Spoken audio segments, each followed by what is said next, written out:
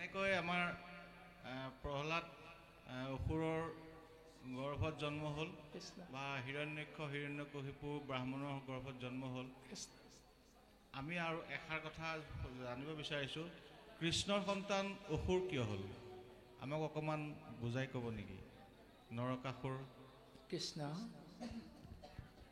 বাপৰ চৰণ কমলত সেৱা নিবেদন কৰা হৈছে আমি কোৱা হৈছিলে ইতিমধ্যে যে নামঘৰীয়া হ'লেও নামাচাৰ্য হ'লেও যদি নিয়মটো শাস্ত্ৰৰ বিপৰীত হয় সেই প্ৰমাণটোকে ভগৱন্তই লীলা হিচাপে কৰিছে যে ভগৱন্তই কৰিলে লীলা কিন্তু তুমি আমি কৰিলে ধৰি বান্ধি কিলা তে ভগৱন্তই 16,000 গোপীৰ লগত প্ৰেম কৰিছে আৰু গুৰুজনাই আমাক শিকাইছে কৃষ্ণ সংস্কৃতি কৃষ্ণ সংস্কৃতি বুলি ক'লে আমি সকলোৱে বুজি পাওঁ যে গহীন গম্ভীৰ মধুৰ বচন মেঘৰ গৰ্জন ভগৱন্ত পুৰুষে হাতত এনে এক মাৰণাস্ত্ৰ লৈ থাকে যি মাৰণাস্ত্ৰ নিক্ষেপ কৰাৰ লগে লগে মুহূৰ্ততে সমস্ত কোটি কোটি ব্ৰহ্মাণ্ড ধ্বংস হৈ যাব পাৰে এক ক্ষণতে তৎসত্ত্বেও ভগৱন্তই কিন্তু শিশুপালক নিপাত কৰিবলৈ 100 বাৰ গালি সহ্য কৰিছে সেয়াই হ'ল আমাৰ উপাস্য তত্ত্ব কৃষ্ণদেৱ তাৰমানে সেই সংস্কৃতিটো গুৰুজনে আমাক শিকাইছে যিটো জাতিৰ পিতা মহামানৱ মহাত্মা গান্ধীয়েও কৈছে যে এখন গালত চৰ মাৰি দিলে তুমি অন্যখন গাল পাতি দিবা সেইটো হ'ল মাধৱ গুৰুজনাৰ দৰ্শনত দাস্য ভক্তি আৰু ইতিমধ্যে আমাক ব্যাস নাৰদৰ সংবাদতো কথাখিনি প্ৰকাশ কৰিছিল যে দাস্য ভক্তি কেনেকৈ সেৱা নিবেদন কৰে অন্য হাতেদি সুত আৰু সৌনক প্ৰমুখ্যে ঋষি সমস্তৰ মাজত কথাৰ আদান প্ৰদান হওঁতেও সেই দাস্য ভক্তি দৰ্শন কৰাইছে গতিকে বাপে সুধিছে যে স্বয়ং জগতৰ ঈশ্বৰ হৈ তেওঁৰ সন্তান কিয় অসুৰ হ'ল সেইটো ভগৱন্তৰ লীলা আৰু সেই লীলাত মুখ্য স্থান পাইছে বসুমতীয়ে বসুমতীক যেতিয়া হিৰণ্যাক্ষই অৰ্থাৎ দুষ্টই অত্যাচাৰ উৎপীড়ন কৰি বসুমতীক যেতিয়া নিজৰ পত্নী কৰি ৰাখিবৰ বাবে হিৰণ্যাক্ষই সাগৰৰ অতল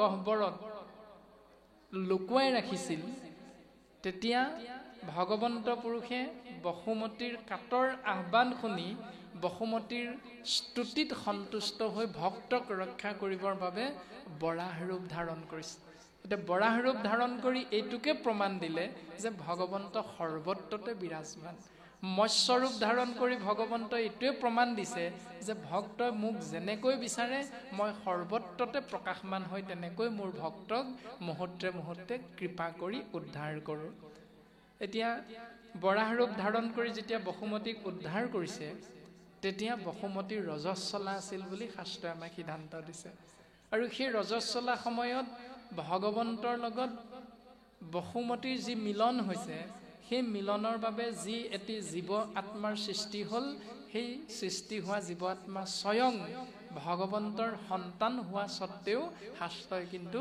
অসুৰ সন্তান বুলি সিদ্ধান্ত দিছে কাৰণ সেই সময়টো শুদ্ধ নহয় যিটো সময়ত আমাৰ সাংসাৰিক দৃষ্টিত প্ৰকৃতি স্বৰূপা আইগৰাকীও প্ৰত্যেক মাহে মাহে ঋতুমতী হয় সেই ঋতুমতী হোৱাৰ সময়খিনিত যদি স্বামীজনৰ দ্বাৰা পত্নীৰ গৰ্ভত বীৰ্য নিক্ষেপ কৰি সন্তান জন্ম দিয়াৰ চিন্তা কৰে তেতিয়াহ'লে ভগৱন্তৰ সন্তান হৈও যেনেকৈ নৰক শাস্ত্ৰসন্মতে অসুৰ নামে জনাজাত হ'ল ঠিক তেনেকৈ আপোনাৰ মোৰ সন্তানো এই সমাজ ব্যৱস্থাত অসুৰ সন্তান ৰূপে পৰিচিত হ'ব সি কেতিয়াও ভাল সন্তান নহয় সেই কথাটোহে আমাক বুজাব বিচাৰিছে কৃষ্ণ গতিকে আমি নৱদম্পতীয়ে বা আমাৰ শহু শাহুৱাই আমাৰ পুত্ৰ আৰু বোৱাৰীক আমি কি জ্ঞান দিব লাগিব আমি কন্যাক কেনেধৰণে জ্ঞান দিব লাগিব সমস্ত কথা তৃতীয় স্কন্ধ কপিল চৰিত এই আখ্যানটিত সুন্দৰভাৱে প্ৰকাশ কৰিছে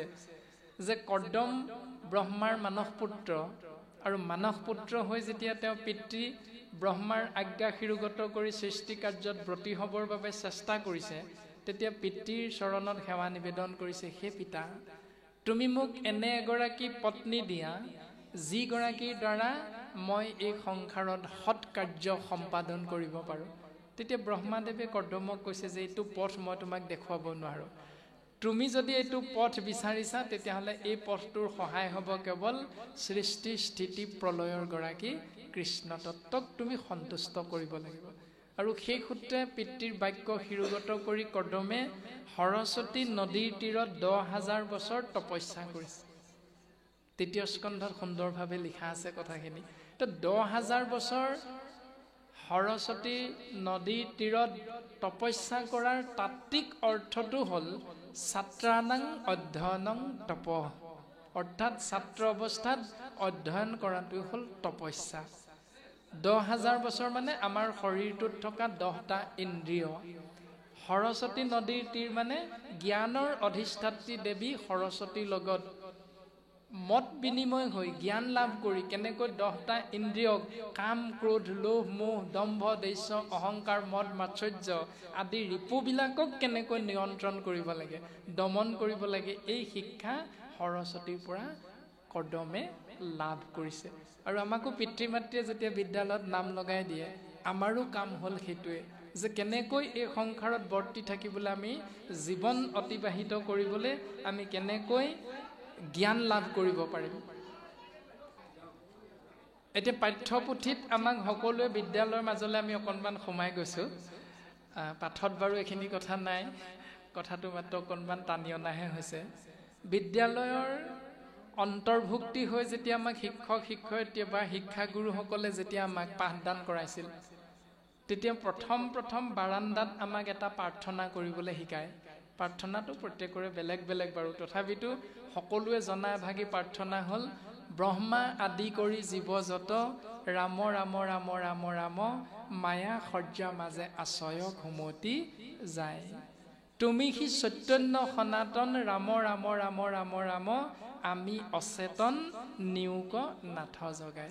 এই প্ৰাৰ্থনা ভাগি আমাক প্ৰায় বিদ্যালয়ত শিক্ষাগুৰুৱে শিকায়। তাৰ পাছত পাঠ্যপুথিৰ মাধ্যমেৰে আমাক কয় যে হাতৰ আখৰ ভাল কৰিবৰ বাবে দুষাৰী বিশেষ বাক্য আমাক দিয়ে ঘৰত লিখি আনিবলৈ। ক'ত? ভীমকল গছৰ কলপাতত। তেতিয়া শাৰীবিলাক পোন হয়। আপোনালোকে জানেই, আমাতকৈ আগত জানে আপোনালোকে, কিয়নো আমি আজিৰ ল'ৰা, আপোনাৰ হবে পৰহিৰ কথাটো জানে। আমি মাত্ৰ চুই দিয়া হৈছে। বাক্য দুষাৰী হ'ল সত্যৰ সদায় জয়, অহিংসাই পৰম ধৰ্ম। সেই আধ্যাত্মিক জ্ঞান, শাস্ত্ৰৰ জ্ঞান আমাক বিদ্যালয় পাঠ্যপুথিত তেতিয়াই দিছিল। এতিয়া সত্যৰ সদায় জয় মানে অসত্যৰ পৰাজয়। এতিয়া সত্য কি? নামঘোষা শাস্ত্ৰত গুৰুজনাই কৈছে, হে কৃষ্ণ তুমি মাত্ৰ চৈতন্য স্বৰূপ নিত্য, সত্য শুদ্ধ জ্ঞান অখণ্ডিত। হে কৃষ্ণ তুমিহে সত্য, হে কৃষ্ণ তুমিহে শুদ্ধ, হে কৃষ্ণ তুমিহে নিত্য। এতিয়া এই শব্দকেইটাৰ বিপৰীত কি? সত্যৰ বিপৰীত হ'ল অসত্য। যদি কৃষ্ণ সত্য, তেতিয়াহ'লে 33 কোটি দেৱ দেৱতা হ'ল অসত্য। প্ৰমাণ সেইটোৱে। BA-MA পাছ কৰিলোঁ আমি, সত্য বুলি কৃষ্ণ তত্ত্ব উপলব্ধি কৰিলোঁ। এতিয়া উপলব্ধি কৰাৰ পাছত ওম গণেশাই নমঃ, তেতিয়াহ'লে সত্যক আশ্ৰয় কৰিলোঁ নে অসত্যক আশ্ৰয় কৰিলোঁ? সেই জ্ঞান। ওম বিশ্বকৰ্মাই নমঃ, ওম দুৰ্গাই নমঃ, কাৰণটো কি? কৃষ্ণ যদি সত্য হয়, সত্যৰ যদি সদায় জয় হয়, BA-MA পাছ কৰি অসত্যৰ পাছত কিয় দৌৰোঁ? এইটোৱে হ'ল অজ্ঞান বুলি কৈছে।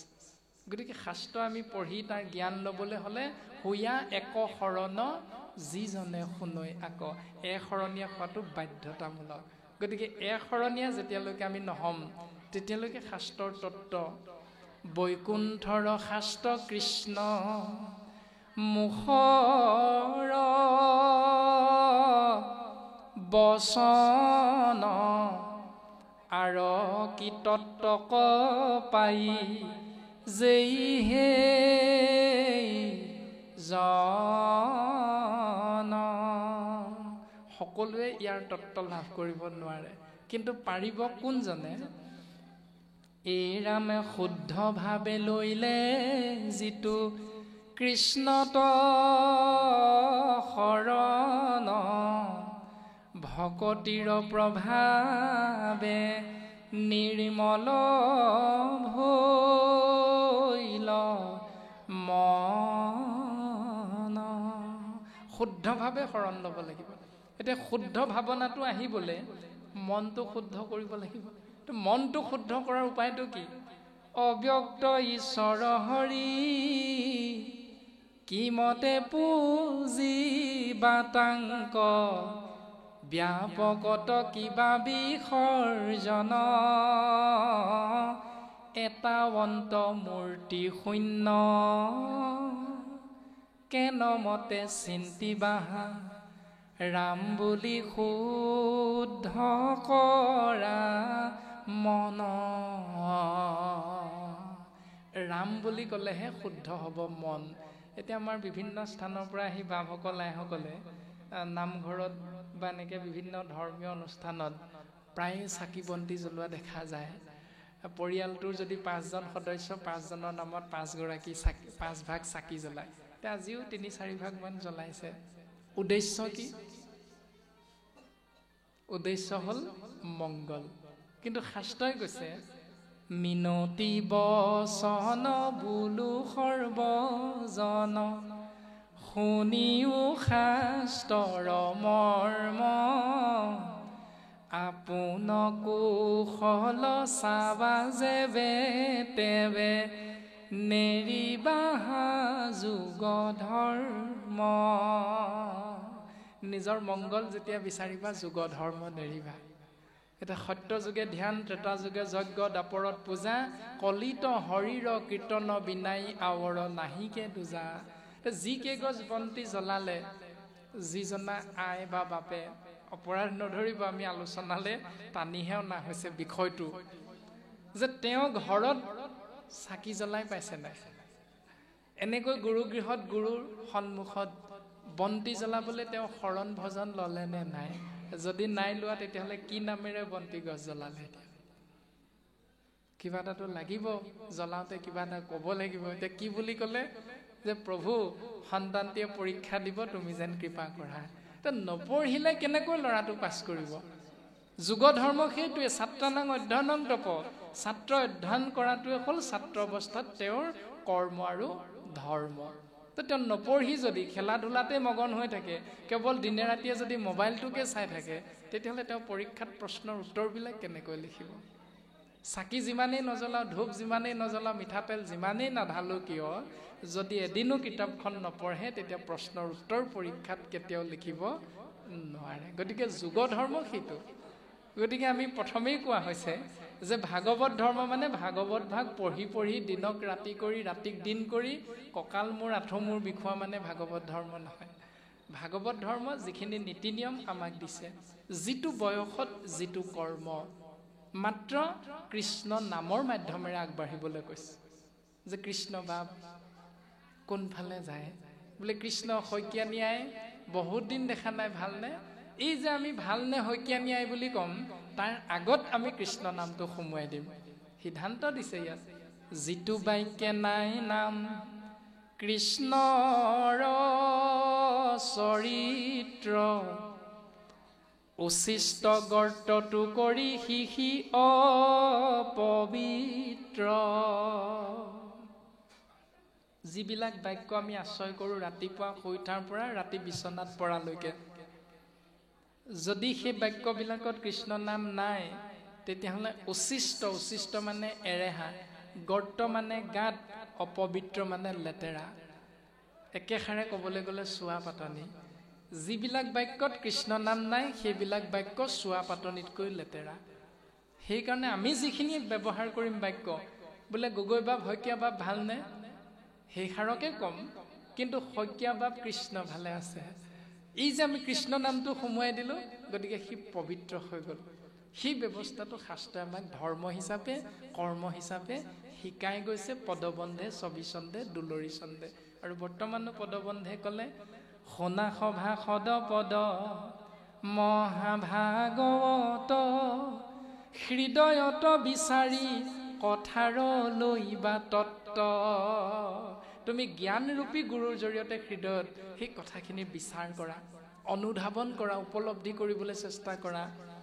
এই ৰাম ই শাস্ত্ৰত কহে দেৱ এক নাৰায়ণ তাহান ভকতি যশ শ্ৰৱণ কীৰ্তন আকয়ে কহৰণ নিশ্চয় চিত্ত কৰি আতি অপ্ৰয়াসতে যাতনা তাপতৰি। যে সংসাৰৰ পৰা পৰিত্ৰাণ পাবৰ বাবে তিনি তাপৰ পৰা পৰিত্ৰাণ পোৱাৰ উপায় হ'ল কেৱল কৃষ্ণ নাম, শ্ৰৱণ কীৰ্তন, মহাভক্তি আশ্ৰয় কৰি জীৱই ঈশ্বৰৰ পূৰ্ণ কৃপাৰ পাত্ৰ হৈ এই সংসাৰৰ পৰা পৰম গতি লাভ কৰিব পাৰিব। আৰু সেই গতি লাভ কৰিলে বৰ্তমান পদবন্ধে প্ৰকাশ কৰি থকা কৌৰৱ পাণ্ডৱৰ পিতামহ ভীষ্মই, আৰু সেই ভীষ্মৰ গতি যদি তোমালোকক লাগে তেতিয়াহ'লে সেই গতিৰ বাবে ভীষ্মই যিটো নিয়ম পালন কৰিছিল সেই নিয়মটো পালন কৰা। ইয়াত আমাক প্ৰকাশ কৰিছে এনেধৰণে, এই ৰামে জাতি কুল ক্ৰিয়া একোৱে নবাছে, ও তোমাৰ ইটো ভকতি,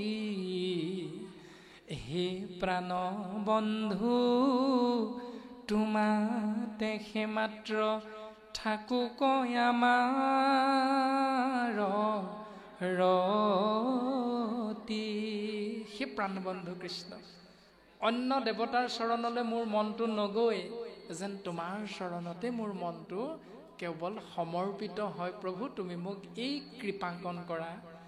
ৰামে তুমি সি জগত পূজ্য জগ জীৱ, প্ৰত্যক্ষে দেখিলো আমি, ৰাজসূয় যজ্ঞে যত দেৱ ঋষি, অৰিচিলা সবে প্ৰণামী।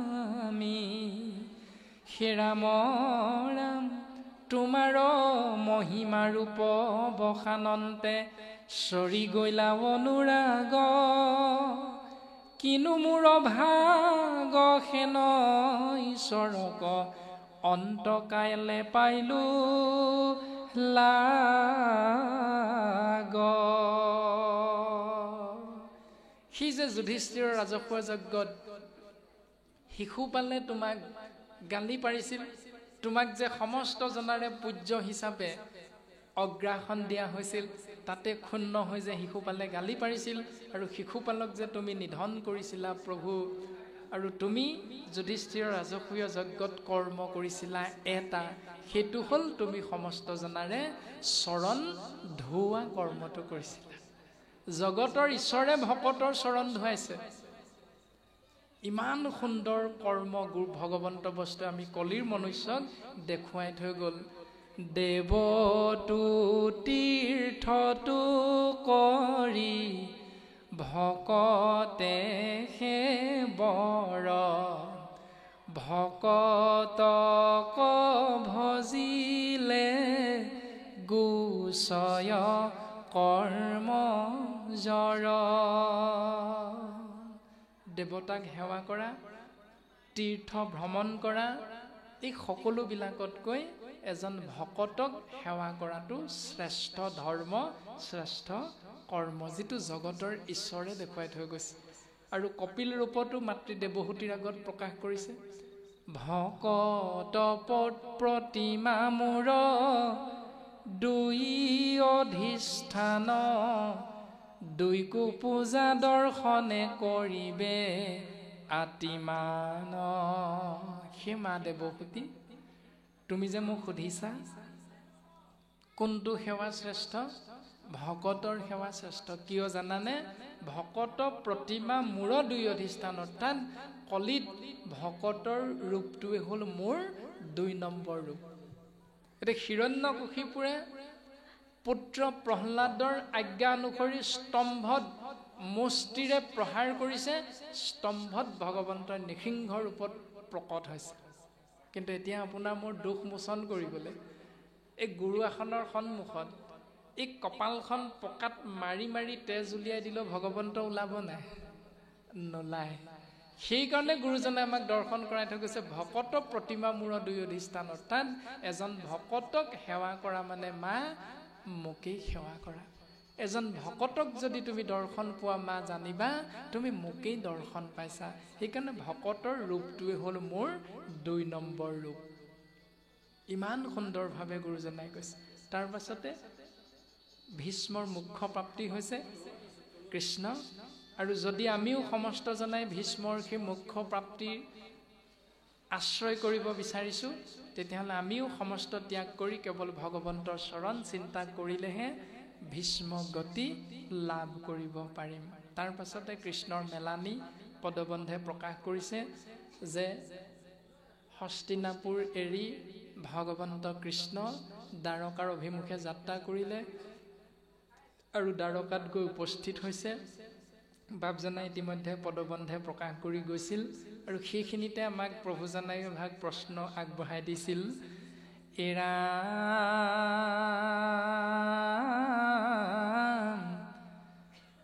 কৃষ্ণৰ চৰণ চিন্তি লুটক নিৰোধী, কটু প্ৰেমে কহে কথা সখীক সম্বোধি,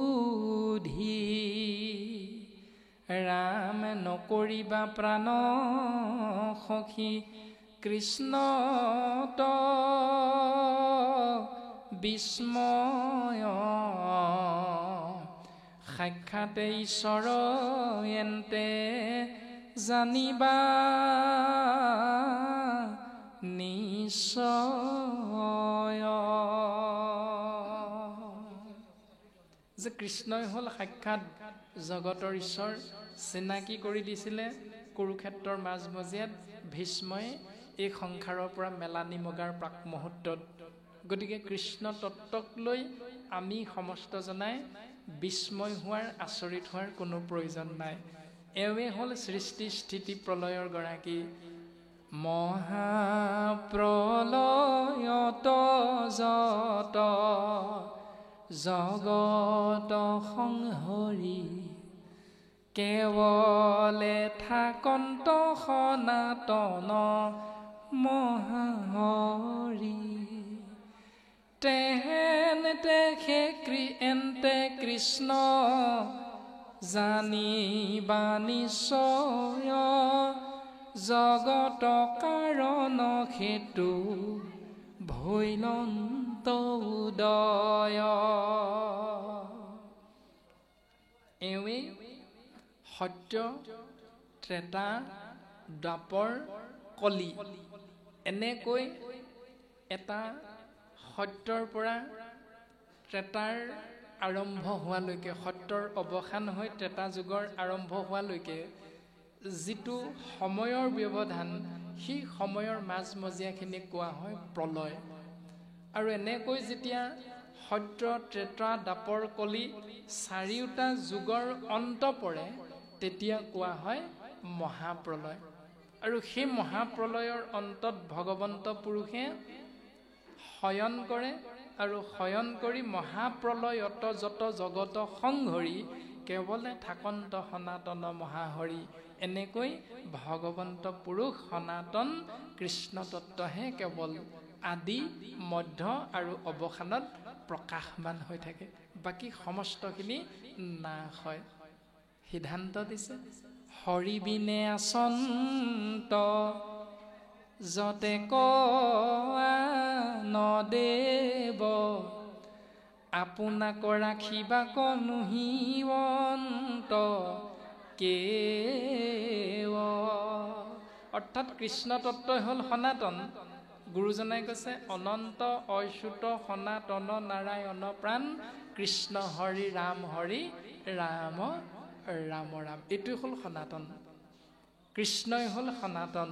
গুৰুজন বস্তুৱে প্ৰকাশ কৰিছে, মাত্ৰ তাক আমি বুজিবৰ বাবে শাস্ত্ৰৰ মাধ্যমেৰে চিন্তা কৰিলে, হৃদয়েৰে উপলব্ধি কৰিলেহে সেয়া আমাৰ আশ্ৰয় হ'ব। গতিকে এই সনাতন তত্ত্ব থাকি যায়, আছিল, থাকি যাব, কিন্তু মাজত যিখিনি ৩৩ কৌটি ৩৩ প্ৰকাৰৰ যি দেৱ দেৱতাৰ কথা আমি শাস্ত্ৰসন্মতে পাওঁ, যে অষ্টবসু, একাদশ ৰুদ্ৰ, ১২ আদিত্য, ২ অশ্বিনী আৰু কুমাৰ সমান ৩৩ প্ৰকাৰৰ দেৱ দেৱতাৰ বিষয়বস্তু। সেই সমস্তখিনি হ'ল কৃষ্ণ তত্ত্ব নিত্য, বাকীসকল হ'ল অনিত্য। অৰ্থাৎ হৰি বিনে আচন্ত যতেক আন দেৱ, আপোনাকো ৰাখিবাক নোৱাৰন্ত কেৱ। তাৰমানে প্ৰত্যেকৰে এদিন মৃত্যু হয়। মৃত্যু কেতিয়া হয়? মহাপ্ৰলয় হোৱাৰ লগে লগে প্ৰত্যেকেই নাশ হয়। আনহে নালাগে প্ৰকাৰ হয় কৃষ্ণ। আনহে নালাগে নহি আপোনাৰ পুৰি কালৰ ভয়ত, সেইটোজনে ৰাখিবেক আনক কেন মত। এতিয়া আমি যদি গণেশৰ চৰণ চিন্তা কৰোঁ, গণেশৰো মৃত্যু হ'ব, গতিকে আপোনাক মোক এতিয়া কেনেকৈ ৰক্ষা কৰিব? ইন্দ্ৰক যদি স্তুতি কৰোঁ, ইন্দ্ৰৰো মৃত্যু আছে, ব্ৰহ্মাৰো মৃত্যু আছে। গতিকে ৩৩ প্ৰকাৰৰ দেৱ দেৱতাৰ মৃত্যু হয়, কিন্তু থাকি যায় কেৱল নিত্য সত্য শুদ্ধ সনাতন কৃষ্ণ তত্ত্ব। ৰাম মায়াৰ হাতত পাছে প্ৰলয় ৰৱন্তে, জগতকে স্ৰজন্ত এহেন্তে ভগৱন্তে। মায়াক স্ৰজন কৰি ভগৱন্তই, মায়াৰ লগ হৈ ভগৱন্ত পুৰুষে কোটি কোটি ব্ৰহ্মাণ্ডৰ পুনৰ স্ৰজন কৰে। সেই কোটি কোটি ব্ৰহ্মাণ্ড স্ৰজন কৰোঁতে আমি সেই শক্তিটোক দেখা নাপাওঁ যদিও প্ৰত্যেকে এটা নামেৰে নামাকৰণ কৰোঁ। সেই শক্তিটোৰ নাম হ'ল ভগৱান বা ভগৱন্ত। এতিয়া ভগৱান শব্দটোৱে কি বুজাইছে? যে ভ মানে ভূমি অৰ্থাৎ মাটি বা পৃথিৱী, গ মানে গগন অৰ্থাৎ আকাশ, উ মানে বায়ু বা বতাহ বুলি কোৱা হয় সহজ অৰ্থত, ভ গ উ আ মানে অগ্নি বা অনল জুই, ন মানে নীৰ অৰ্থাৎ পানী, ক্ষিতি অপ মৰুত ব্যোম তেজ, এই পঞ্চভূত অৰ্থাৎ মাটি পানী বায়ু অগ্নি আকাশ। এই পঞ্চতত্ত্ব পঞ্চভূত কোনে সৃষ্টি কৰিলে? যাৰ নাম হ'ল ভগৱান। সেই ভগৱান নামটো আমাক শাস্ত্ৰই ক'লে কৃষ্ণ তত্ত্ব। মাধৱ গুৰুজনে সেই কৃষ্ণ তত্ত্বৰ উপলব্ধি কৰাইছে। কৃষহেন শব্দ ইটো পৃথিৱী বাচক ভৈল, ন আনন্দত প্ৰৱৰ্তয়, দুইৰো এক পদ ভৈলে পৰম ব্ৰহ্মৰূপ কৃষ্ণ, নাম আনন্দক মাত্ৰ কয়।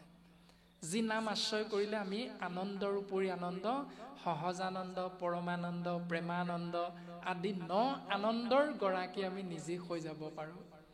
সেই বিষয়টো গুৰুজন বস্তু আমাক সুন্দৰভাৱে দৰ্শন কৰাইছে। ৰাম বেদক নিৰ্মিলা কৰ্ম কৰাইবা কপ্ৰতি, পুৰাণ পুৰুষই হেন্তে লক্ষ্মী পতি। যিজনে বেদ সৃষ্টি কৰিছে, বেদৰ দ্বাৰা যিজনে কৰ্ম নিজেও কৰিছে আনকো কৰাবলৈ সেই লীলা কৰিছে, সেইজন ঈশ্বৰ কৃষ্ণই হ'ল পুৰাণৰ পুৰুষ ৰূপী লক্ষ্মীৰ স্বামী হ'ল কৃষ্ণ তত্ত্ব। এতিয়া আমি সকলোৱে এটা কথা ইতিমধ্যে বুজিব পাৰিলোঁ কম বেছি পৰিমাণে হ'লেও, যে কৃষ্ণই হ'ল সৃষ্টি স্থিতি প্ৰলয়ৰ গৰাকী। এতিয়া সেই কৃষ্ণ তত্ত্বই যদি মাটি পানী বায়ু অগ্নি আকাশ সৃষ্টি কৰিলে, তেতিয়াহ'লে ব্ৰহ্মাই কি কৰিলে? শিৱই কি কৰিলে? ভগৱন্ত পুৰুষে ব্ৰহ্মাৰ ৰূপত অৱতাৰ ধাৰণ কৰিছে। ভগৱন্ত পুৰুষে নিজে অৱতাৰ ধাৰণ কৰি ভগৱন্ত পুৰুষে কি কৰিছে? সংসাৰখন জীৱক সৃষ্টি কৰিবৰ বাবে সেই ব্যৱস্থাটো পালন কৰিছে। এতিয়া প্ৰমাণ হিচাপে আমি এনেকৈ চাব পাৰোঁ, আজি আমাৰ স্বপ্না এগৰাকী অৰ্থাৎ সেউকীয়া এগৰাকীয়ে এমাহ দুমাহমানৰ আগৰ পৰা এই গুৰু গৃহভাগী নিৰ্মাণ কৰিছে। যিজন মিস্ত্ৰীৰ দ্বাৰাই গুৰু গৃহভাগী নিৰ্মাণ কৰিছে, সেই মিস্ত্ৰীজনে গুৰু গৃহভাগী নিৰ্মাণ কৰিবলৈ যাওঁতে সেউকী স্বপ্না এগৰাকীয়ে কোনোবা হাৰ্ডৱেৰ দোকান এখনৰ পৰা শিল ইটা বালি ৰড চিমেণ্ট আদিবিলাক আনি দিব লগা হৈছে। এইটোতো আমি সকলোৱে বুজি পাওঁ। হাৰ্ডৱেৰ দোকানখনৰ পৰা বস্তুখিনি আনি যেতিয়া চোতালত দমাই দিলে, তেতিয়া এজন মিস্ত্ৰী বিচাৰিলে, আৰু সেই মিস্ত্ৰীজনে আকৌ কেইজনমান যোগালী ল'লে। সেই যোগালী কেইজনৰ সহিতে ১.৫ মাহমানৰ ভিতৰত এই সুন্দৰকৈ গুৰু গৃহভাগী নিৰ্মাণ কৰিলে। এতিয়া এগৰাকীক সোধকচোন বাৰু, মিস্ত্ৰীজনক মাতিলে নাই আজি নামখাৰলৈ? কৃষ্ণ মাধৱ কৃষ্ণ কৃষ্ণ। বাপজনাৰো পৰম সৌভাগ্য যে আমাৰ কাষতে আছে আৰু কণ্ঠ বহুত সুন্দৰ, তেৰায়ো অকণমান পাঠ কৰিছিল, আমাৰো শ্ৰৱণ কৰাৰ সৌভাগ্যৱন্ত হ'ল। এতিয়া প্ৰশ্নটো হ'ল আচলতে এইটো যে আমি যেনেকৈ এখন ঘৰ এনেকুৱা এটা পদ্ধতিৰে নিৰ্মাণ কৰি যেতিয়া আমি ঘৰত প্ৰৱেশ কৰিবলৈ লওঁ, প্ৰায়বিলাক পায়ে আমি ৰং কৰা মিস্ত্ৰী আৰু পকা মিস্ত্ৰীজনক মাতিবলৈ আমি পাহৰি থাকোঁ। তো নামাতিলেও কিন্তু মিস্ত্ৰীকেইজনে কোনোদিন আহি নকয়হি যে ঘৰ ভাগ ল'লা ময়ে বনাই দিলোঁ, মোকে নেমাতিলা, এই বুলি কিন্তু কোনোজন মিস্ত্ৰী আহি উভতি কথাষাৰ কোনোদিন নকয়। তাৰমানে অৰ্থটো হ'ল সেইটোৱে যে ব্ৰহ্মা হ'ল সেই মিস্ত্ৰীজন যিজনে ভগৱন্তই শিল ইটা মাটি বালি অৰ্থাৎ মাটি পানী বায়ু অগ্নি আকাশ পঞ্চভূত দি দিয়াৰ পাছত ব্ৰহ্মাই তাক ব্যৱহাৰ কৰি একোটা এই শৰীৰৰূপী গৃহ নিৰ্মাণ কৰিলে। কিন্তু সেই ব্ৰহ্মাক সেই নিৰ্দিষ্ট দিনটোত ভগৱন্তৰ নাম লওঁতে নামাতিলেও মিস্ত্ৰীজন সন্তুষ্ট, কাৰণ তেওঁ নিৰ্মাণ কৰাৰ বিনিময়ত তেওঁ এটা পাৰিশ্ৰমিক পালে। গতিকে সেই পাৰিশ্ৰমিকটো পোৱাৰ লগে লগে তেওঁ আকৌ নামখাৰলৈ সেউকীয়া নামাতিলে বুলিয়ে তেওঁ কোনোদিন আহি উভতি দুখ নকৰেহি যে মোকনো কিহত বেয়া পালে, কিয়নো নামাতিলে, এনেকৈ কোনোদিন নকয়। আৰু শাস্ত্ৰই সেই কথাটোকে আমাক কৈছে যে কৃষ্ণই হ'ল নিত্য। গতিকে বাপজনাৰ কিন্তু আজি সৌভাগ্য যে বাপজনাক আইগৰাকীয়ে পাহৰি যোৱা নাই। আৰু পাহৰি নোযোৱাৰো হয়তো মূল কাৰণ হ'ল বাপজনা কৃষ্ণ ভক্তি মাধ্যমেৰে জীৱন অতিবাহিত কৰিছে, আগবঢ়াই নিছে। সেইকাৰণে হয়তো আইগৰাকীও তেৰাক আজিৰ এই অনুষ্ঠান ভাগিত গুৰুত্ব আৰোপ কৰিছে, মুখ্য দায়িত্ব প্ৰদান কৰিছে, পাঠ আৰু পৰ্যালোচনাৰ বিষয়বস্তু। আৰু বৰ্তমানো পদবন্ধে আমাক এনেকৈ সিদ্ধান্ত দিলে। আৰু তাৰ পাছতে পদ আছে পৰীক্ষিতৰ জন্ম কথন। আমি সেইখিনি পদৰ মাজলৈ আগবাঢ়ি যাব বিচৰা হৈছে। কৃষ্ণ মাধৱ। হেৰাম বদতি শৌনক সুত কহিও সাম্প্ৰত পৰীক্ষিত নৃপতিৰ জন্ম কৰ্ম যত কিমতে মিলিল তান মৰণ বিঘাত মৰি কোন গতি পাইলা কহিও সাক্ষাৎ। শৌনক মুনিয়ে কৈছে, সেই গুৰুদেৱ উগ্ৰশ্ৰৱা সুত তুমি আমাক কোৱাচোন যে পৰীক্ষিতৰ জন্ম কৰ্মৰ বিষয়বস্তু, জন্মটো হ'ল কেনেকৈ, কৰ্ম কৰিলে কেনেকৈ, আৰু সেই কৰ্ম কৰি তেওঁৰ এদিন মৃত্যু হ'ল, সেই মৃত্যুৰ তেওঁ কেনেকৈ এই সংসাৰৰ পৰা তৰি যাব পাৰিলে, এই কথাখিনি তুমি আমাক সুন্দৰভাৱে বুজাই দিয়াচোন। এই ৰাম গৰ্ভতে দিলন্ত দেখা যাক দামোদৰ কোননো মহন্ত আউৰ আছে তান্ত পৰ। যিজনে মাতৃগৰ্ভতেই ঈশ্বৰ কৃষ্ণক দৰ্শন পাইছিল, গতিকে তেওঁৰ দৰে এজন মহান মহন্ত আৰু আছে জানো গুৰুদেৱ? গতিকে তেওঁৰ কথাখিনি আমাক যদি তুমি অৱগত কৰোৱা, শ্ৰৱণ কৰি আমাৰো জীৱন ধন্য হ'ব। ৰাম যাক দান মহাজ্ঞান দিলায়া শিশুকে কৈও আন কথা শুনো পৰম উৎসুকে।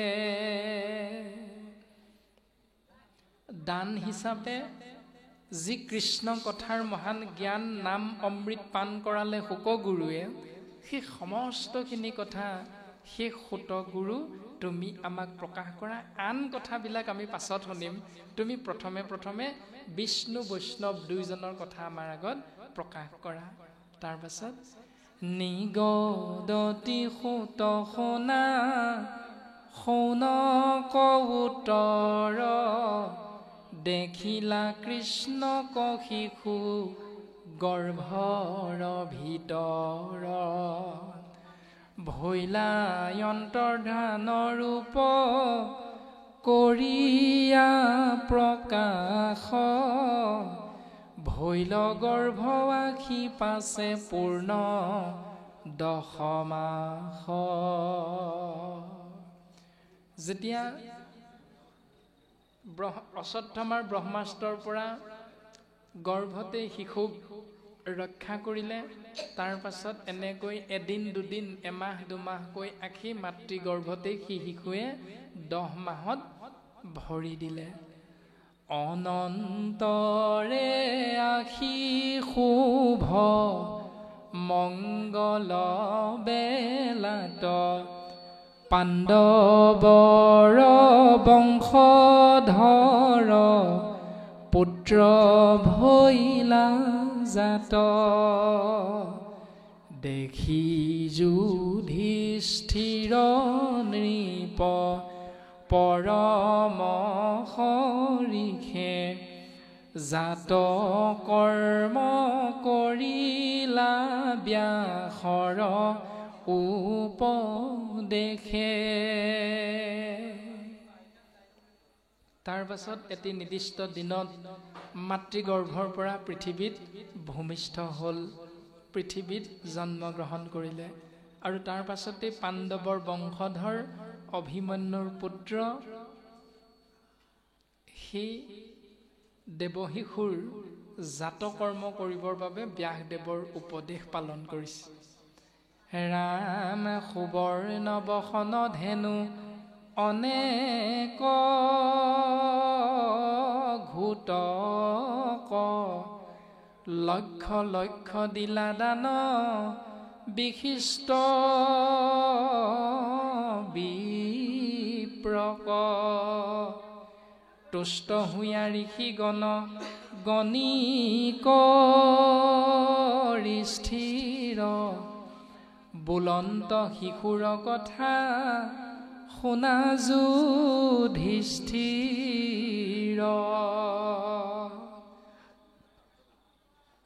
সোণ সাজ পোছাক গৰু ঘোঁৰা আদি পাৰ্য মানে লক্ষ লক্ষ বিশিষ্ট বিশিষ্ট বিপ্ৰসকলক দান দিয়া হৈছে। তাৰ পাছত সেই ঋষিসকলে গণি গণি স্থিৰ কৰি সেই শিশুটিৰ বিষয়ে যুধিষ্ঠিৰৰ আগত প্ৰকাশ কৰিছে। যিহেতু ৰাখিলা শিশু গৰ্ভকে সাক্ষাৎ এতেকে ইহান নাম হৈবে বিষ্ণুৰাত। যিহেতু গৰ্ভতে ভগৱন্ত ঈশতত্বই এই শিশুক ৰক্ষা কৰিছে, সেইকাৰণে এওঁৰ নামটো ভগৱন্তৰ নামেৰে ৰখা হওক, নাম হ'ল বিষ্ণু ৰাত। বিষ্ণুৱে ৰক্ষা কৰাৰ বাবে বিষ্ণুৰাত। ৰাম কৃষ্ণৰ চৰণে শৈব একান্ত ভকত নকৰিবা ৰাজা কিছু সংশয় মনত। এওঁ কৃষ্ণৰ একান্ত ভকত হ'ব, তুমি একো চিন্তা নকৰিবা হে ৰজা যুধিষ্ঠিৰ।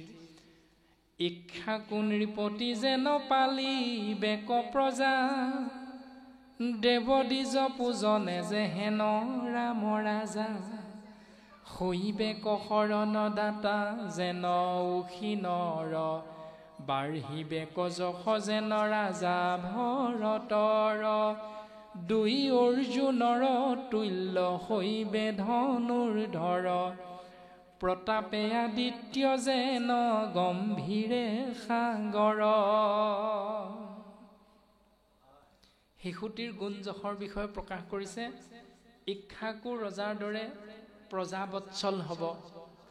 তাৰ পাছত দেৱ দ্বিজ পূজনৰ জৰিয়তে ৰামৰ দৰে ৰজা হ'ব। তাৰ পাছত আশ্ৰয়গতক শৰণ দিয়া, আশ্ৰয় দিয়াৰ ক্ষেত্ৰত অক্ষীণ ৰজাৰ দৰে চৰিত্ৰ হ'ব। তাৰ পাছত যশ কীৰ্তি ৰজা ভৰতৰ দৰে হ'ব, যি ভৰতৰ নামেৰে আমাৰ ৰাজ্যখনৰ দেশখনৰ নাম হ'ল ভাৰতবৰ্ষ। ঋষবিচৰৰ 100 পুত্ৰৰ প্ৰথমজন পুত্ৰৰ নাম হ'ল ভৰত। 2 অৰ্জুনৰ তুল্য হৈবে ধনুৰ্ধৰ। এজন অৰ্জুন নহয়, 2জন অৰ্জুনৰ শক্তি যিমান, সিমান শক্তিধৰ হ'ব তোমাৰ নাতি বিষ্ণুৰাত। যেন প্ৰতাপে আদিত্য যেন গম্ভীৰে সাগৰ, সাগৰৰ দৰে গম্ভীৰ হ'ব আৰু বলবীৰ্যত আদিত্য অৰ্থাৎ সূৰ্যৰ সমান হ'ব। এনেকৈ ৰজা যুধিষ্ঠিৰৰ আগত ঋষিমুনিসকলে সন্তানটিৰ ভৱিষ্যতৰ গুণ প্ৰকাশ কৰিছে। ৰাম ৰন্তি দেৱী সমান উদাৰ হৈবে মতি, পৰম ধাৰ্মিক যেন নৃপতি যজাতি, যেন বলি ৰাজা এন্তে পৰম ধৈৰ্যত, প্ৰহ্লাদ সদৃশ হৈবে কৃষ্ণৰ ভকত, এহেনেতে কৰিবে তিনি যজ্ঞ অশ্বমেধ, পাখণ্ড কদণ্ডী সবে কৰিবে নিষেধ, একে ৰথে জম্বুদ্বীপ পাইবে মহাবলী, ধৰ্ম পৃথিৱীৰ পদে নিগৃহিবে কলি। চিন্তা নকৰিবা ৰাজন, ৰতি দেৱীৰ সমান উদাৰ হ'ব, মতিটো অৰ্থাৎ মনটো উদাৰ হ'ব, বহল হ'ব, আৰু পৰম ধাৰ্মিক হ'ব যজাতি ৰজাৰ দৰে, আৰু বলি ৰজাৰ দৰে ধৈৰ্যত পৰম শক্তিশালী হ'ব। প্ৰহ্লাদ সদৃশ হৈব কৃষ্ণৰ এজন পৰম ভকত, তোমাৰ পুত্ৰ তোমাৰ নাতি বিষ্ণুৰাত। আৰু এওঁ এটা সময়ত 3টা যজ্ঞ কৰিব, অশ্বমেধ যজ্ঞ, আৰু পাখণ্ডক দণ্ড দিব, আৰু একে ৰথে অৰ্থাৎ এক ক্ষণতে এক মুহূৰ্ততে সাগৰা পৃথিৱী জিনিব পাৰিব মুহূৰ্ততে, ইমান শক্তিৰ গৰাকী হ'ব। তাৰ পাছত ধৰ্ম পৃথিৱীৰ পদে নিগ্ৰহিবে কলি। ধৰ্ম আৰু পৃথিৱীৰ ওপৰত যেতিয়া অত্যাচাৰ উৎপীড়ন হ'ব, কলিৰ প্ৰভুত্ব বিস্তৰ হ'ব, তেতিয়া কলিক এওঁ নিয়ন্ত্ৰণ কৰিব। এনেধৰণে ঋষিমুনিসকলে ৰজা বিষ্ণুৰাতৰ সেই সমস্তখিনি কথা যুধিষ্ঠিৰৰ আগত প্ৰকাশ কৰিছে, নাতি বিষ্ণুৰাতৰ কথা। তাৰ পাছত পদে আমাক প্ৰকাশ কৰিছে যে ধৰ্ম আৰু পৃথিৱী সংবাদ।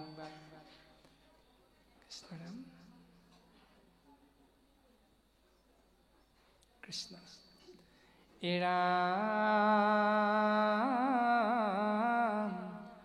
শৌনক বদতি সুত কহিবা সেহিষে কথা, জাত আছে কৃষ্ণৰ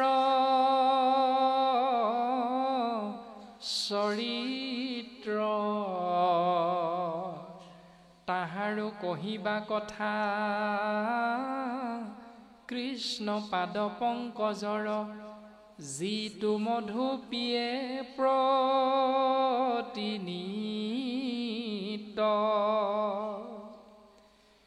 ৰাম ৰাম অসন্তবালাপ ব্যৰ্থ আয়ু ক্ষয় কৰে মাত্ৰ, তোমাক মানিলো এহি জানি, তুমি মহাভাগৱত কৃষ্ণ কথাই অমৃতক, পিয়ায়ো আমাক মহা মানি। শৌনক বদতি সুত কহিবা সেহিষে কথা। শৌনক বদতি সুত, শৌনক মুনিয়ে সুতৰ আগত কৈছে, তুমি সেইখিনি কথাহে কোৱা, জাত আছে কৃষ্ণৰ চৰিত্ৰ। এইখিনিতে এটা পৰম সত্য আমাক দৰ্শন কৰাইছে যে শৌনক হ'ল আটাইতকৈ বৃদ্ধ ঋষিজন আৰু সূত হ'ল একেবাৰে কোমল বয়সীয়াজন। এতিয়া সূতৰ চৰণত বৃদ্ধজনে সেৱা নিবেদন কৰিছে যে তুমি এই বুলি নাভাবিবা যে আমি শাস্ত্ৰৰ কথা নাজানো, তুমি এই বুলি নাভাবিবা যে আমি বেদৰ কথা নাজানো। আমিও শাস্ত্ৰজ্ঞ, আমিও বেদজ্ঞ, কিন্তু আমি গুৰুৰ বাক্য ৰক্ষা কৰি তোমাৰ চৰণলৈ আহিছোঁ এই কাৰণে যে জাত আছে কৃষ্ণৰ চৰিত্ৰ। আমি কৃষ্ণ নাম আশ্ৰয় কৰি জীৱন ধন্য কৰাৰ প্ৰয়াস কৰোঁ। সেইকাৰণে তুমি যাতে আমাক বাকী কথাখিনি নকৈ কেৱল কৃষ্ণ কেন্দ্ৰিক কথাখিনিহে প্ৰকাশ কৰা। তাহাৰো কহিব কথা কৃষ্ণ পদ পংকজৰ, যিটো মধু পিয়ে প্ৰতিনিত অসন্ত আলাপ ব্যৰ্থ আয়ু ক্ষয় কৰে, মাত্ৰ তোমাক মানিলো এহি জানি তুমি মহাভাগৱত কৃষ্ণ কথা অমৃতক পিয়ায়ো আমাক মহামানি। যে অসন্তৰ সংগৰ বিপৰীতে আমি তোমাৰ নিচিনা সন্তৰ সংগ পালোঁ। সেইকাৰণে সন্তৰ সংগত কেৱল কৃষ্ণ নাম আশ্ৰয় হয়। গতিকে বাকী যিবিলাক অসন্ত আলাপ এইবিলাক তুমি আমাক প্ৰকাশ নকৰিবা আৰু আমাক জীৱন ধন্য কৰাৰ প্ৰয়াস কৃষ্ণ নাম তুমি আমাক কৃপা কৰা। ৰামে পৰীক্ষিত নৃপতিৰ কহিও চৰিত্ৰ যত, নাহিকে ভকত তাংক তুল, আতে শুনিবে বাঞ্ছা বিষ্ণু বৈষ্ণৱৰ কথা, কৰৈ দুয়ো পাতক নিৰ্মূল। আমি জানো বিষ্ণুৰ কথা কোৱা মানে বৈষ্ণৱৰ কথা কোৱা, আৰু বৈষ্ণৱৰ কথা ক'বলৈ যাওঁতে বিষ্ণুৰ কথা আহি পৰে। সেইকাৰণে বিষ্ণু ইক্ষতত্ব কৃষ্ণৰ কথা ক'বা, কিন্তু বৈষ্ণৱ পৰীক্ষিতৰ কথা ক'লেই যে বিষ্ণুৰ কথাটো আহি পৰিব এইটো কথা আমি জানো। সেইকাৰণে তুমি পৰীক্ষিতৰ জন্ম কৰ্ম মৃত্যু এই সকলোখিনি কথা আমাক সুন্দৰভাৱে কোৱা, য'ত কেৱল কৃষ্ণ নাম প্ৰকাশমান হৈ আছে। এৰা সিটো পৰীক্ষিত নৃপ, জিনিলন্ত জম্বুদ্বীপ, একলে কৰিয়া মহাগহ, বান্ধিলন্ত ধৰ্ম সেতু, মহাৰাজা কিবা সেতু, কৰিলন্ত কলিক নিগ্ৰহ। কলিক কি কাৰণে পৰীক্ষিতে মাৰিবৰ বাবে উদ্যত হৈছিল, কলিক কি কাৰণে বিচাৰি ফুৰিছিল পৰীক্ষিতে, সেই সকলোখিনি কথা তুমি আমাক ভাঙি পাতি কোৱা।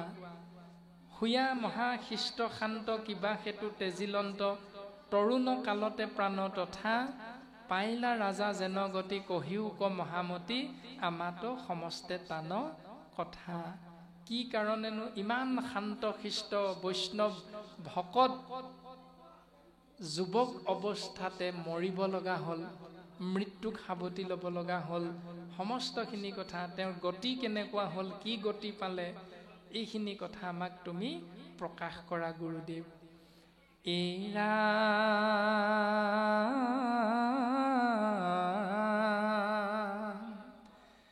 কহিবা কলৈলা তথা, শুনিও নক কথা, অভিমন্যু পুত্ৰৰ চৰিত্ৰ, উত্তৰৰ জীৱ ধন্যা, ইৰাৱতী নামে কন্যা, বিবাহ কৰিলা পৰীক্ষিত,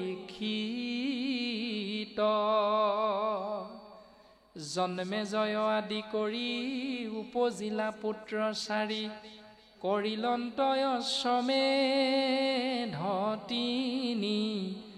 যাহাৰ যজ্ঞত আখি প্ৰত্যেক দেৱতা ৰাখি, লৈলা ভাগ পূজা ভিনে ভিনি।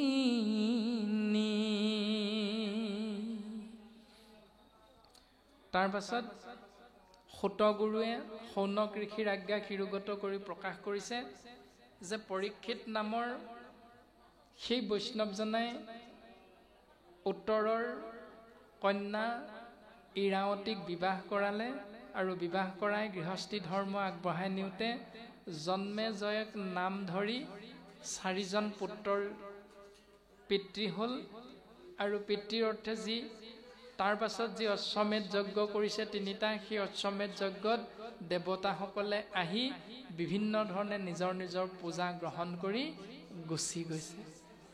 ৰামে কৃষ্ণৰ চৰণে চিত্ত নামে হে মধুৰ গীত, সদায়ে নচাৰে হৰি ৰখে, সন্তৰ সংগতি নীতি বাৰে হে ভকতিত প্ৰীতি, জগত ব্যাপী লজাৰ যখে।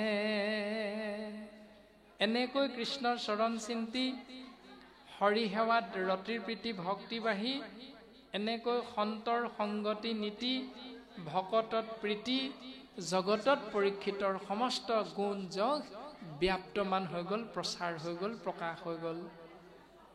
পুত্ৰৱতে পালি ৰাজা এহিমতে মহাৰাজা, আশা সবে হস্তিনাপুৰত,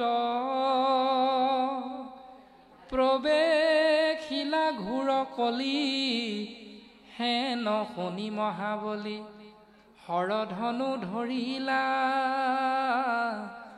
ক্ৰোধত।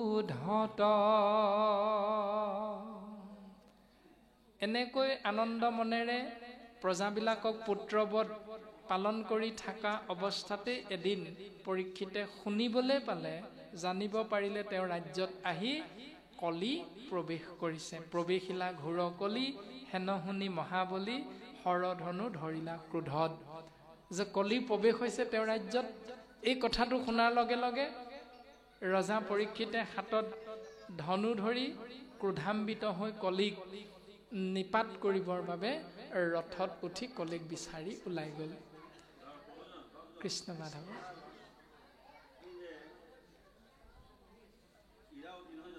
হয় হয় হয় কৃষ্ণ, সম্বন্ধটো তেনেকেই দেখাইছে। হয় কৃষ্ণ।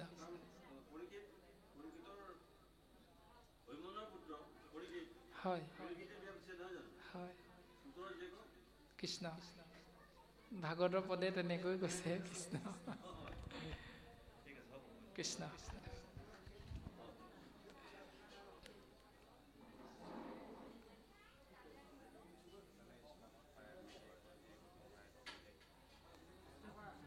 ৰাম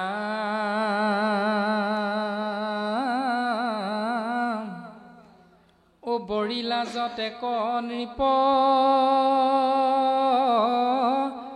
জিনিলন্ত জম্বুদ্বীপ, লৈলা সাধি সবে কৰ ভাৰ, কৃষ্ণ অৰ্জুনৰ কীৰ্তি গাৱে শুনিবাৰ হে প্ৰীতি, দেন্ততাংক বস্ত্ৰয় অলংকাৰ, ৰামে শুয়া দেৱতাৰ দেৱ, পাণ্ডৱক কৰা সেৱ, সুহৃদ সাৰথি হুয়া সখী, কটুবীৰাসন কৰি হাতত খৰ্গক ধৰি, নিদ্ৰা এৰি থাকা ৰাতি ৰখি।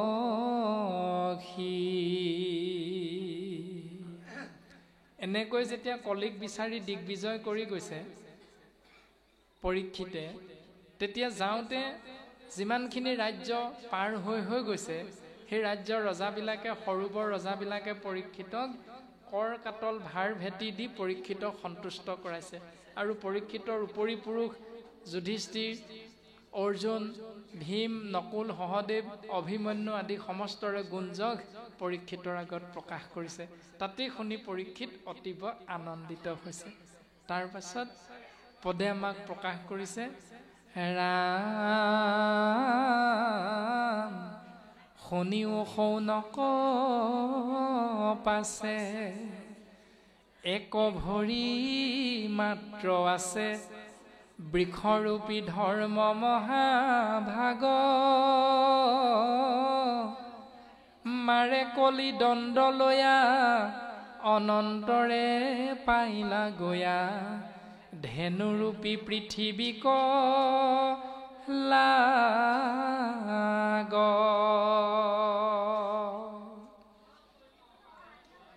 হে শৌনক মুনি, এনেকৈ পৰীক্ষিতে গৈ গৈ এটা সময়ত 4টা ঠেঙৰ ভিতৰত এটা ঠেঙৰ ওপৰত ভৰ দি এটা বগা বৰণৰ খাৰ গৰুৰ ৰূপত ধৰ্মই অৱস্থান কৰি আছে, আৰু ধৰ্মই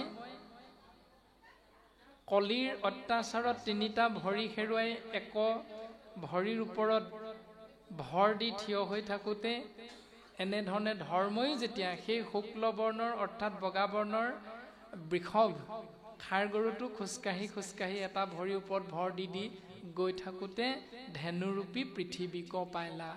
অৰ্থাৎ এজনী গাই গৰুৰ ৰূপত ক্ষীণমিন শৰীৰত নিশকটীয়া হিচাপে খাবলৈ নাপায় শুকাই খিনাই যোৱা এজনী নিশকটীয়া গৰুৰ ৰূপত পৃথিৱীক ধৰ্মই গৈ লগ পাইছে। তাৰ পাছত মনত পৰম দুখ লোটকে তিতিল মুখ, দেখি ধৰ্মে পুচন্ত ভূমিক, কৃষক মনত ক্লেশ ভৈলা বিবৰ্ণ বেশ, কৰিছা ক্ৰন্দন দেৱী কি ক। তুমি কিয় কি দুখত কান্দি আছা? এই বুলি ধৰ্মৰাজে বসুমতীক সুধিছে, পৃথিৱীক সুধিছে। তাৰ পাছত একে ভৰি ভ্ৰমা ফুৰা ভ্ৰমি, মোকে লাগি কান্দা তুমি, খেদ কৰা কিবায়া পোনাক, ক্ষুদ্ৰ সবে শুইবে ৰাজা, পিৰিবে অনাথ প্ৰজা, মিলিবে কলোকত বিপাক। তুমি মোলৈ নোচোৱা কিয়? মইতো 4টা ঠেঙৰ ভিতৰত এটা ঠেঙৰ ওপৰত ভৰ দিয়ে ঘূৰি ফুৰিছোঁ, তথাপিতো মই দুখ কৰা নাই, কিন্তু তুমি কিয় কান্দি আছা? কি দুখত কান্দিছা? হে মাও বসুমতী ঈশ্বৰ কৃষ্ণক প্ৰতি, কিবা অনুশোচ কৰা তুমি, ধৰি যিটো অৱতাৰ হৰিলা তোমাৰ ভাৰ, টানে কৰ্ম স্মৰি কান্দা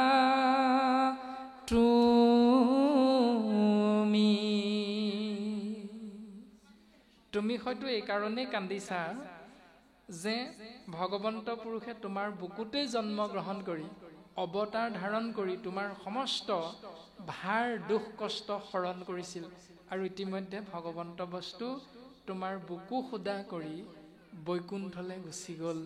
সেই দুখতেই হয়তো তুমি কান্দি আছা। যাহাৰ চৰিত্ৰ ছয় মুকুতিকো বিৰম্বই, হেন কৃষ্ণে ভৈলাহা বঞ্চিত, শৰীৰ বিৰহে ভূমি ভৈলা ক্ষীণ দেহা, তুমি কিবা তাতে সুস্থ নাহি চিত্ত। মই বুজিব পাৰিছোঁ তুমি ইয়াৰ কাৰণে হয়তো দুখ কৰি আছা। ৰাম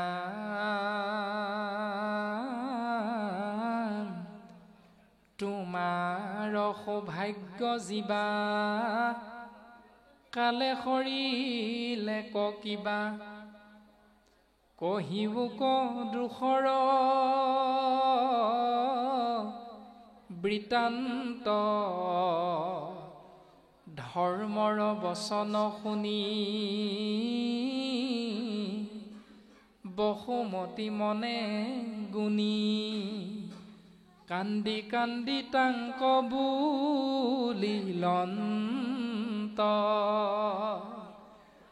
আপুনি জানাহা বাপ কি কহিব হৃদি তাপ, গোবিন্দে বঞ্চিত ভৈল লোক,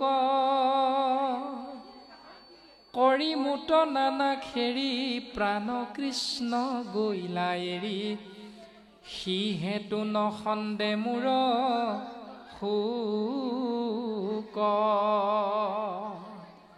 ব্ৰহ্মাৱাদী দেৱলোক কৰৈ তাপ তপ চাহান্তুক, আমাক কটাক্ষে লক্ষ্মী মাৱে, হেন লক্ষ্মী খব এৰি হুয়া চৰণৰ চেৰি, নিতান্তে পূজন্তে যাৰ পাৱে অৰুণ পংকজ পাৱ পৰখে উল্লখে গাৱ মোক্ষটো অধিক মিলৈ সুখ হেন বন্ধু কৃষ্ণে মোক গৈলতে জিলি জলোক কি কহিব বিৰহৰ দুখ। বসুমতীয়ে সেইখিনি কথাকে প্ৰকাশ কৰিছে যে লক্ষ্মীক এৰি থৈ ব্ৰহ্মা আদি দেৱলোককো এৰি থৈ মই হেন অভাগিনীৰ দুখ কষ্টৰ পৰা মোক উদ্ধাৰ কৰিবৰ বাবে ভগৱন্ত পুৰুষে মোৰ বুকতে আহি আশ্ৰয় গ্ৰহণ কৰিছিল, লীলা কৰিছিল। সেই দিনকেইটা যে কিমান আনন্দৰ আছিল, কিমান সুখময় আছিল। এতিয়া সেইজন ঈশ্বৰ কৃষ্ণ স্বয়ং ভগৱন্ত বস্তুৱে আমাৰ বুকু সুদা কৰি এই সংসাৰ এৰি পুনৰ স্বধাম বৈকুণ্ঠলৈ গুচি গ'ল। গতিকে বিৰহৰ দুখ তোমাক মই কেনেকৈ বুজাম সেই ধৰ্ম, এই বুলি বসুমতীয়ে দুখ কৰি কৰি কান্দিছে।